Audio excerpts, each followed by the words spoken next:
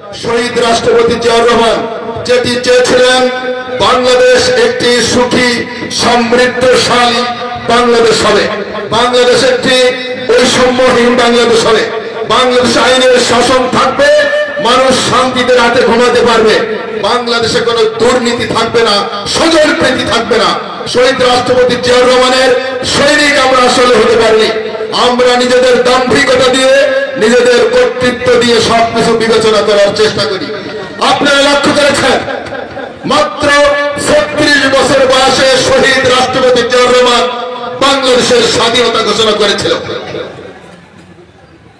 বাংলাদেশের যখন রাজনৈতিক নেতৃত্ব চূড়ান্তভাবে ব্যর্থ হয়েছে, শেখ মুজিব এবং আওয়ামী লীগের নেতৃত্ব যখন আত্মসমর্পণ করেছে, বাংলাদেশের মুক্তিকামী মানুষ যখন হতাশাগ্রস্ত, ঠিক সেই সময় কালুরঘাট বেতার কেন্দ্র থেকে মেজর জিয়া বলেছে ওই রিভোল্ট, তারপরে বলেছে আমি স্বাধীনতার ঘোষণা করলাম বাংলাদেশের প্রভিশনাল চিফ হিসেবে।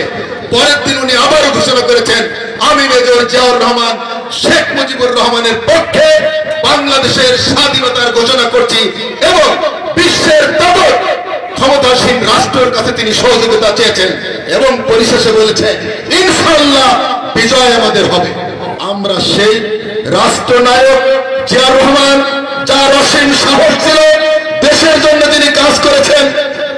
বাংলাদেশে যখন রাজনীতি নাই, যখন বাকশালের কড়াঘাতে, বাকশালের শাসনে, রক্ষী বাহিনীর নির্যাতনে, আওয়ামী লীগের লুটপাটের কারণে বাংলাদেশটাকে যখন বিশ্বের নেতারা বলতো বটমলেস বাস্কেট, অর্থাৎ বাংলাদেশে একটা তলাবিহীন ঝুড়ি, সেই তলাবিহীন ঝুড়ি দায়িত্ব নিয়ে শহীদ রাষ্ট্রপতি জিয়াউর রহমান 1975 সালের 7 নভেম্বর থেকে 81 সালের 30 মে পর্যন্ত বাংলাদেশকে বিশ্বের বুকে ইমাজিং টাইগার হিসাবে তিনি স্বীকৃতি করেছেন।